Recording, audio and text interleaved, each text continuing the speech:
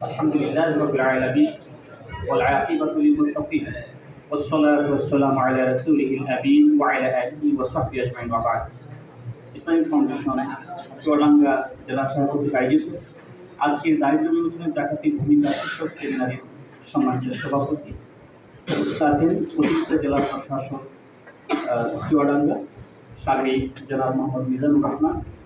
আসলে ছন্দের পতন হয়ে গেছে অনেকটা, আমি আসলে শ্রোতা হিসাবে মূলত এসেছি। অতিথিগণ অনেক মূল্যবান আলোচনা করেছেন, আমি শুনেছি বিশেষ করে জুনায়েদ হাবিবি সাহেব আমার প্রিয় মানুষ, আমার বন্ধুগণ, তিনি অত্যন্ত গুরুত্বপূর্ণ আলোচনা করেছেন। তার আলোচনা থেকে কিছু কথা হয়তো সময় সংক্ষিপ্ততার কারণে হয়তো ছুটে গিয়েছে, এমন দু একটি কথা বলেই আমি আমার কথা শেষ করবো ইনশাআল্লাহ। বিষয় হচ্ছে আমার পর্যবেক্ষণ বা আমার গবেষণা যেটা ধরা পড়ি সেটা হচ্ছে এখন বলা হচ্ছে নগদ টাকার অ্যামাউন্টটা কি হবে, এটাকে আমরা স্বর্ণ হিসাবে ধরবো নাকি রূপা হিসেবে ধরবো? 7.5 যদি স্বর্ণ হিসাব করি আমরা, তাহলে সেখানে কমপক্ষে প্রায় 10 লক্ষ টাকা প্রয়োজন নগদ টাকা। আর রূপা হিসাবে হিসাব করি তাহলে তো উনি বললেন একটা পরিসংখ্যান দিলেন যে 85,000 টাকা।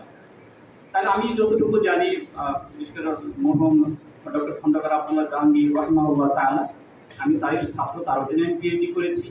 তার গবেষণা বা তার পরামর্শ বা আমি এটা মত পোষণ করি, আমার প্রত্যয় কথা বলে আমি বলি, সেটা হচ্ছে নগদ টাকা যদি কারো কাছে 80-85,000 টাকা হয় তাহলে তার জাকাত দেওয়াটা উচিত, এটা আমি মনে করি। আপনারা চিন্তা করবেন, ইসলামিক গবেষক যারা আছেন তারাও আস্তে আস্তে এই বিষয়ে আরো গবেষণা করবেন, আরো ক্লিয়ার ধারণা দেবেন। আরেকটা বিষয় হলো যে ব্যবসায়িক কথা উনি বলেছেন, ব্যবসার মান মূলত 5 ধরনের সম্পদের উপর জাকাত ফরজ হয়। বিচরণশীল প্রাণী, সেটা তো আমাদের তেমনটা প্রযোজনা সোনার উপর যেটা শুনলেন, আর হচ্ছে নগদ টাকা, আর হচ্ছে ব্যবসার সম্পদ এবং ফল ফসল, জুনায়েদ হাবিব সাহেব কিছুটা বলেছেন। ব্যবসায়িক মালের ভিতরে আমাদের ভিতরে ব্যাখ্যার সাথে হওয়া দরকার আমি মনে করি। যেমন দোকানের মাল তো আছে, তার পাশাপাশি কেউ মাল কিনে রাখলো, বালি, ইট, সিমেন্ট এগুলি কিনে রাখলো, জমি বেচা কেনা করে, বিভিন্ন রিয়েল এস্টেটের ব্যবসা করে, তারপরে গাড়ি ব্যবসা করে, গাড়ি আছে একাধিক ভাড়ায় খাটায়, এই সমস্ত গাড়ি, নিজের পার্সোনাল গাড়ি ভিন্ন কথা, সেটা জাকাত দিতে হবে না। এই সমস্ত বিষয়গুলি আমাদের আসলে ডিসকাস করা দরকার ছিল, আসলে সময় সংক্ষেপ, আমার আসলে কথা বলার সুযোগ নেই।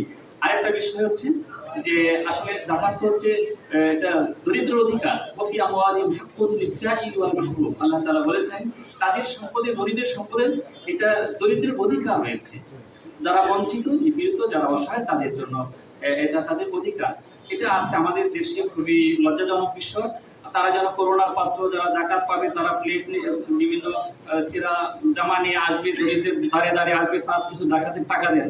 আসলে ইসলামী স্টেট যদি হতো, সরকার যদি হতো, তাহলে তাদের ঘরে ঘরে পৌঁছিয়ে দেওয়ার বিধান ছিল, কিন্তু সেটা কিন্তু আমাদের দেশে নাই। সেটা সম্ভব না যতক্ষণ না ইসলামী রাষ্ট্র, কোরআনের শাসন, রাসূলের আইন যতক্ষণ এদেশে চালু হবে, ততক্ষণ এগুলি আদৌ সম্ভব না। সম্মানিত হাজিরিন, আমি এই জন্য বলতে চাই যে আমরা যারা পার্সোনালি বা ইসলামিক ফাউন্ডেশন যে উদ্যোগ নিয়েছে, বা আমরা পার্সোনালি আমরা যারা উদ্যোগ নিয়েছি, বিভিন্ন ভাবে আমরা জাকাত দেই, আমরা এটা দরিদ্রকে আমরা অনুগ্রহ করে নেব, তাদের অধিকার আমরা আদায় করে দিব, এটা আমাদের দায়িত্ব, কর্তব্য, আমাদের ফরজ। এই জন্য আমরা দেখা যায় খুবই লজ্জাজনক বিষয়, এই জন্য বলছি জাকাতের টাকা সংগ্রহ করতে গিয়ে আমাদের দেশে অনেক মানুষ নিহত পর্যন্ত হয়ে যায়। সেখানে ভিড় হয়, সেখানে একটা শাড়ির জন্য, একটা লুঙ্গির জন্য, বা কয়েক কেজি চালের জন্য, আটার জন্য, ময়দার জন্য তারা জীবন দিয়ে দিচ্ছে। আহারে, খুবই দুঃখজনক বিষয়, এটা তো কথা ছিল না। দারিদ্র বিমোচনের জন্য জাকাত, তো এই যে সম্পদ জাতীয়